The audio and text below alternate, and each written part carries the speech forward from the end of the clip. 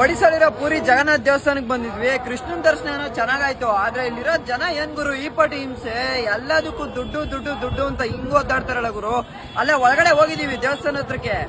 ಅಲ್ಲಿ ಒಳಗಡೆ ಏನೋ ತಾಯ್ತ ಗೀತೆ ಎಲ್ಲ ಕಟ್ತಾವ್ರೆ. ಅದನ್ನ ಕಟ್ಬಿಟ್ಟು 500 ಕೊಡು 100 ಕೊಡು 200 ಕೊಡು ಅಂತ ಒಳ್ಳೆ ಹಿಂಸೆ ಕೊಟ್ಬಿಟ್ರು ಗುರು. ಯಾಕೆ ಈ ತರ ಮಾಡ್ತಾರೆ ಅಂತ ಗೊತ್ತಾಗಲ್ಲ ನಮ್ ಜನಕ್ಕೆ. ಮತ್ತೆ ಇನ್ನೊಂದು ಇಲ್ಲೇನ್ ಬೇಜಾರಾಗಿದ್ದು ಅಂದ್ರೆ ಪುರಿ ಜಗನ್ನಾಥ್ ದೇವಸ್ಥಾನದಲ್ಲಿ ಊಟಕ್ಕೆ ನಮ್ ಕಡೆ ಎಲ್ಲ ಸೌತ್ ಅಲ್ಲಿ ಎಲ್ಲ ಬನ್ರಿ ಊಟ ಫ್ರೀ ಆಗಿ ಕೊಡ್ತಾರೆ ದೇವಸ್ಥಾನದಲ್ಲಿ. ಆದ್ರೆ ಇಲ್ಲಿ ಊಟಕ್ಕೆ 250-300 ರೂಪಾಯಿ ಕೊಡ್ಬೇಕಂತೆ. ನಾವು ದೇವ್ರ ಅಲ್ಲ ಬಂದಿರೋದಷ್ಟು ಕಷ್ಟಪಟ್ಕೊಂಡು ಗಾಡಿಲಿ ಬಂದಿದ್ವಿ ನಾವು. 1,500-2,000 ಕಿಲೋಮೀಟರ್ ಬೆಂಗಳೂರಿಂದ. ಇದಕ್ಕೇನ ಹೇಳ್ರಿ.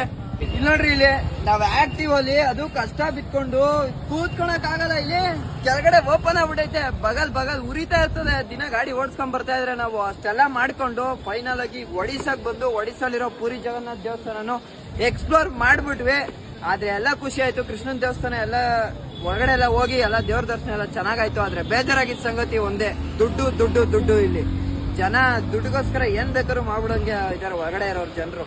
ನಮ್ ಬೆಂಗಳೂರಲ್ಲಿರೋ ಇಸ್ಕಾನ್ ದೇವಸ್ಥಾನ ಏನ್ ಯಶವಂತಪುರದಲ್ಲಿದೆ. ಇಸ್ಕಾನ್ ದೇವಸ್ಥಾನದಿಂದ ಪ್ರತಿನಿತ್ಯ ಬಿಸಿ ಊಟ ಹೋಗುತ್ತೆ. ಇಡೀ ನಮ್ ಬೆಂಗಳೂರಲ್ಲಿರೋ ಕರ್ನಾಟಕ ಗೌರ್ಮೆಂಟ್ ಸ್ಕೂಲ್ಗಳೇನಿದಾವೆ, ಪ್ರೈಮರಿ ಹೈಸ್ಕೂಲ್, ಅವ್ರಿಗೆಲ್ಲ ಇಸ್ಕಾನ್ ಟೆಂಪಲ್ ಇಂದ ಬಿಸಿ ಊಟ ಹೋಗುತ್ತೆ.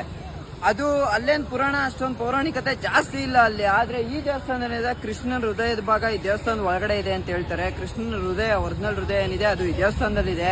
ಇಷ್ಟೆಲ್ಲ ಪುರಾಣ ಒಳಗೊಂಡಿರೋ ಈ ದೇವಸ್ಥಾನದಲ್ಲಿ ಈ ತರ ಮಾಡಬಾರ್ದಾಗಿತ್ತು. ಒಳಗಡೆ ಹೋಗಿದ ತಕ್ಷಣ ಫಸ್ಟ್ ದುಡ್ಡು, ದರ್ಶನ ಮಾಡಕ್ ಹೋದ್ರು ದುಡ್ಡು, ಅಲ್ಲೂ ದುಡ್ಡು, ದೇವ್ರ ನೋಡಕ್ ಒಂದ್ ನಿಮಿಷ ನೆಮ್ಮದಿ ಆಗೋಗ್ಬಿಡ್ತಲ್ಲ, ಅಲ್ಲೂ ದುಡ್ಡು ದುಡ್ಡು ದುಡ್ಡು ಅಂತವ್ರೆ ಜನ. ಅದಲ್ದಲೆ ಅವ್ರು ಯಾರೋ ಪಾಪ ಲೇಡೀಸ್ ಯಾರೋ ಒಳಗಡೆ ಬಂದಿದ್ರು, ಅವ್ರ ದೇವಸ್ಥಾನ ಕೈ ಮುಗಿಯಕ್ ಹೋದ್ರೆ ಅಲ್ಲಾಗ್ಲೇ ತಾಯ್ತ ಹಿಂಗ್ ಇಟ್ಬಿಟ್ಟು ದುಡ್ಡು ಕೊಡು ಅಂತ ಕಿರ್ಸ್ತಾರ. ಅವ್ರು ಸರಿಯಾಗಿ ಅಂದ್ರು, ನಾವ್ ತಾಯ್ತ ಗೀತ ಎಲ್ಲ ಕಟ್ಸ್ಕೊಳಕ್ ಬಂದಿಲ್ಲ, ಒಂದ್ ನಿಮಿಷ ದೇವ್ರನ್ನ ನೆಮ್ಮದಿಯಾಗಿ ನೋಡಕನ ಬಿಡಪ್ಪ ಅಂತ ಇದ್ ಮಾಡಿದ್ರು. ಊಟದ ವಿಷಯ ಬೇಜಾರಾಗೋಯ್ತು ಗುರು ನನ್ಗೆ.